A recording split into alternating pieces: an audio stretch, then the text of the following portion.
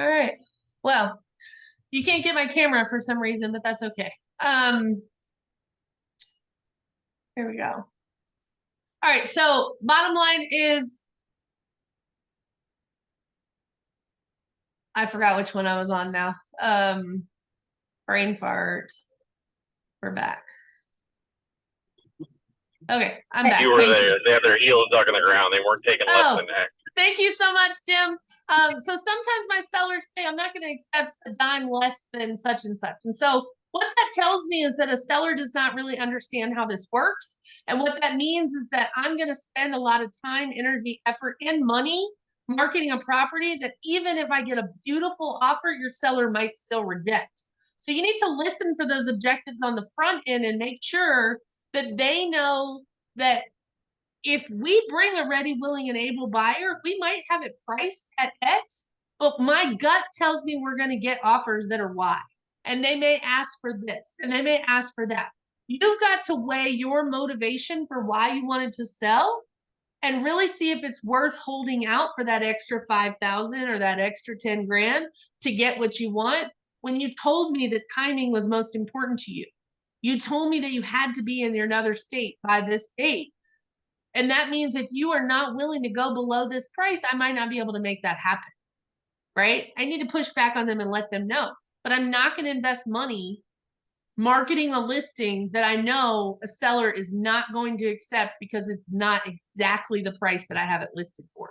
And your goal is to set expectations with the client, let them know we might get offers for less. Right? If you brought an offer, tell me what this is going to look like right now on the front end. If I brought you an offer that's $5,000 below your list price and they ask for a warranty, are you going to reject that? And if they say yes, I'm going to tell you right now on the front end, I'm not the agent for you. I'm sorry. I'm sorry that we're not going to work together.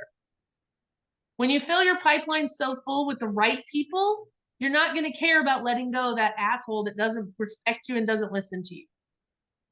You're going to move on and go sell 5 more houses. Okay? We already talked about the market going to crash. Let me see here. Okay.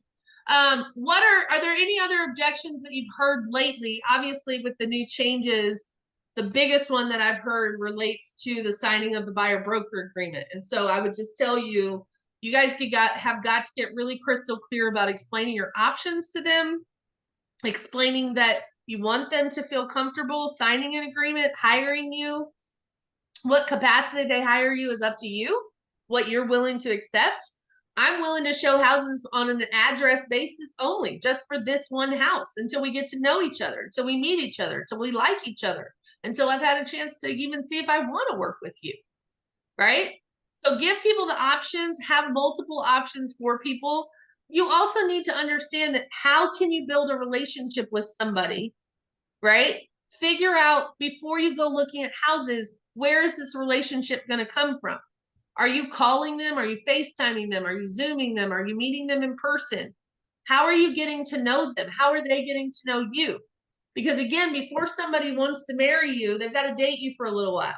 So you've got to build the dates. How are you going to date your clients to make them feel comfortable hiring you? Where are you inserting value so that they feel safe trusting you to hire you for more than one appointment one day?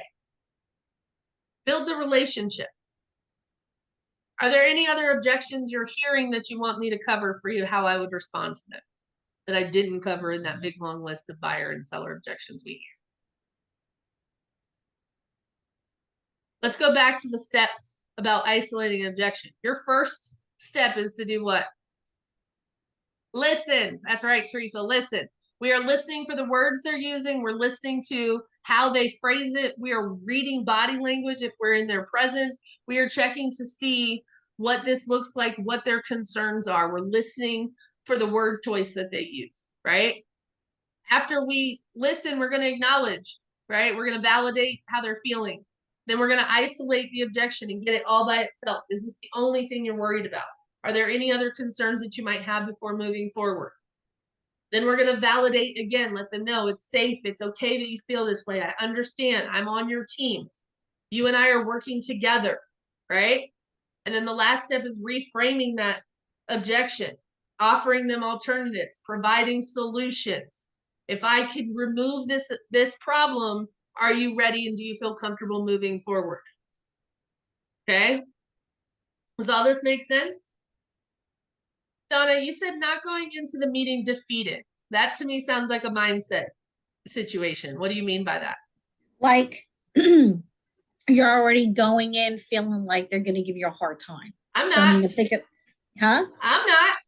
Yeah, like don't even think about that. Just go in there and just see what that's part of listening.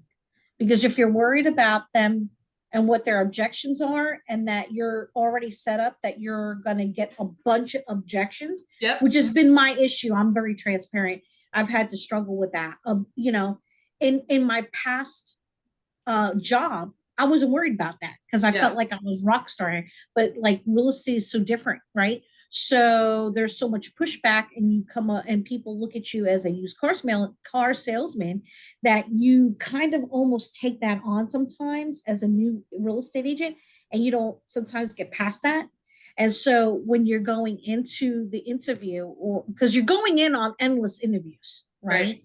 So you got to go in, and I've learned this, you got to go in with not thinking about that crap. You got to go in like, all right, so what do you got to say to me? And how can I help you? And not worry about the objections that may or might not come.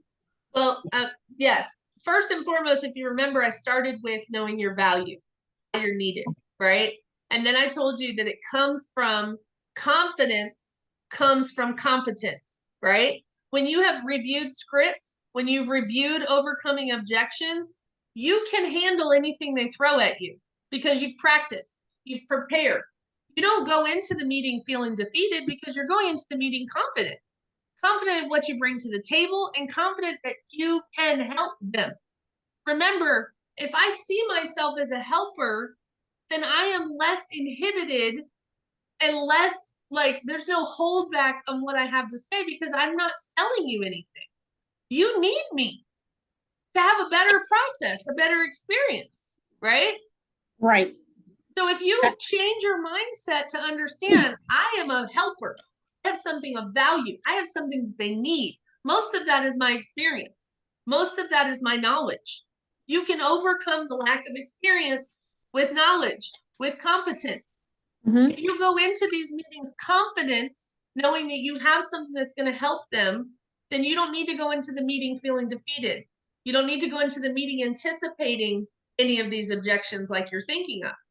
You go into it with the idea in mind that I'm here to learn. I'm here to learn what makes you tick. I'm here to learn who's the decision maker between these two.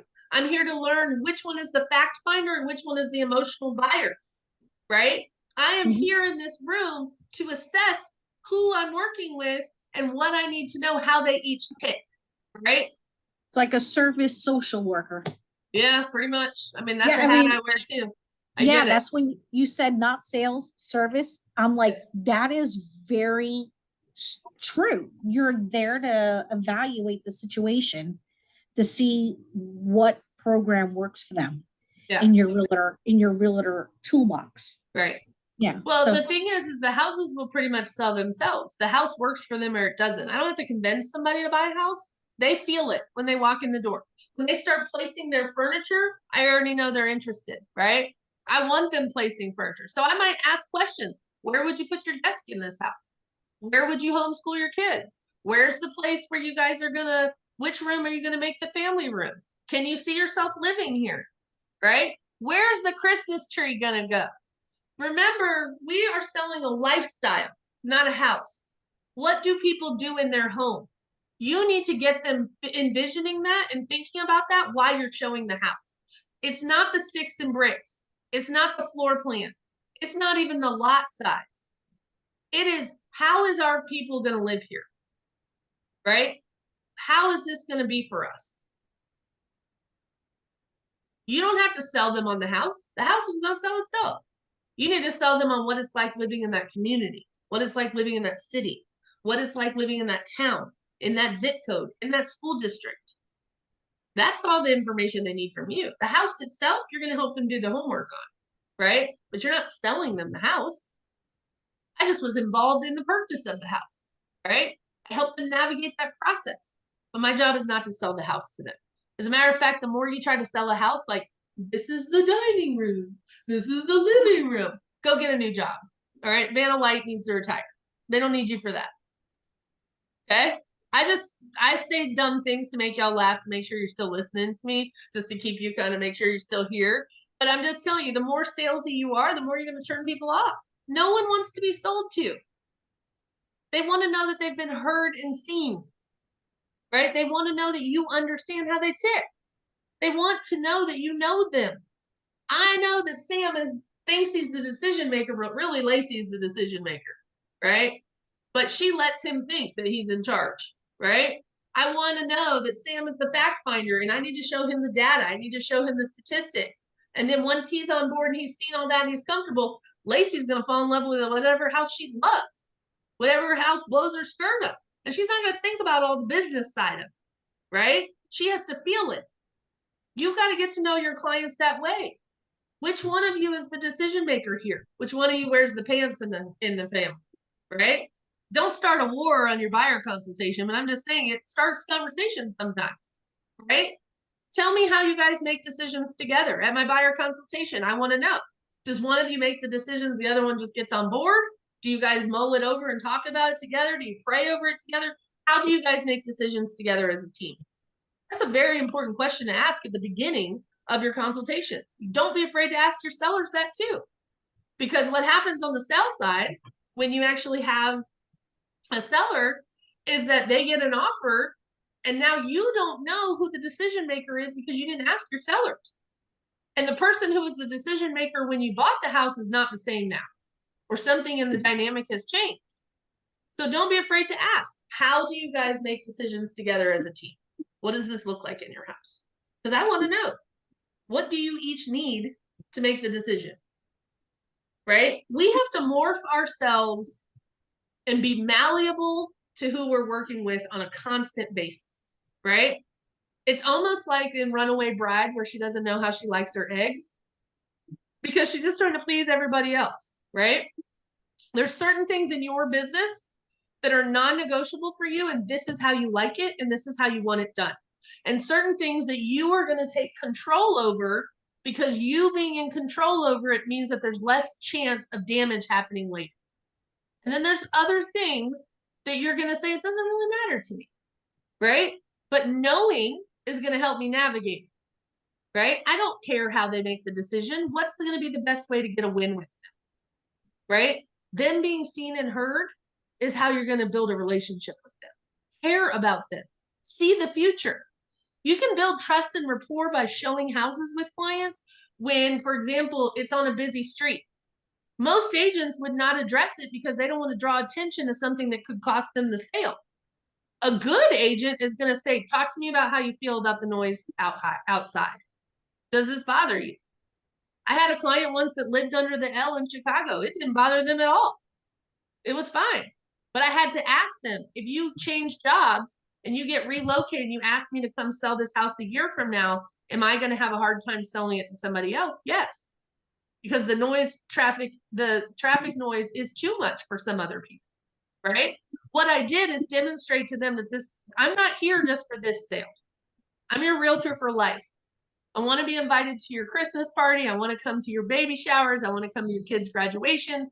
I want to be a part of your life for the long haul. And the only way you can do that and earn that right is to show them that you care more about them in their whole future than just this sale. That's why clients will keep coming back to you in a year when they get relocated or when they have a death in their family or divorce or whatever it is because you have shown them that they can trust you. And if I just don't talk about the noise outside because I'm afraid it'll cost the sale, what kind of agent am I? Did I even talk to them about, wow, that could impact them in the future? I don't trust somebody like that. You can build trust pretty easily by just showing them that you're not in it for the paycheck. If you put people over profits, business will come. Okay? I'm on a soapbox pounding my chest now, and I'm sorry. Y'all got me all worked up today. I'm so grateful that you could join me. My advice to you guys would be go back over this presentation, Go through each one of those objections that I gave you that are samples that we hear all the time and practice. How do you respond to it? What do you say when people hit you with those? Go online and Google what are some other common objections. Ask some of your colleagues in your offices, what are some other objections that you're hearing so that you can prepare with a response. But here's the one thing I'm going to tell you about your response. It has to be relatable to the client. It doesn't matter if I'm just giving you a solution and you're dismissing how I feel. The solution doesn't mean anything to me. I need to know that you heard me.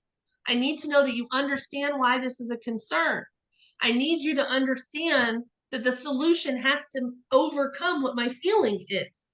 Does that make sense? You can't just have a solution without understanding where it's coming from, what their objection is. Why? Why is it a 7? Why does it matter to them? And when you get to know them and they feel seen and heard, you're going to have better results. Okay? Bye, honey. Have a great day. So you guys go out and sell something. I'm always here if you need some more things. We'll be here next week. Same time, different channel. I'll always post the link on my Facebook page. It's always on the Real Success Blueprint Facebook group as well.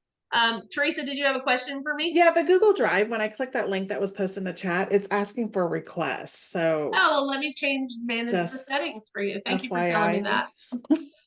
Thank you, darling. Oh, you're welcome. You know, you get what you pay for around here. Shush. Shush. Didn't you just talk about confidence? I'm just kidding. I'm just I playing. know. I know you. You're good. I'm throwing it back, girl. I'm throwing it back. Don't worry. I love it. All right. It is no longer restricted. It is now anyone with the link. And let me just give you the link again, just in case. Yeah, pop that in. For some reason, sometimes they do that to me. And I will throw it back in here for you. And now you should be able to rock and roll. Thanks for telling me that. I appreciate it. Oh, you're welcome. All right. Anybody else got anything? Thank you for those that show up every week. Thank you for those that come. I'm so happy, Teresa, I got to see you after so long. I'm here every Thursday. I hope I get to see you again soon. Oh, you will. Yeah. And if you guys need me, you know how to find me. Go out and sell something and go out and be great. Okay? Have a good day. Thank you, Laura. Have a good one. You guys take care. Bye-bye.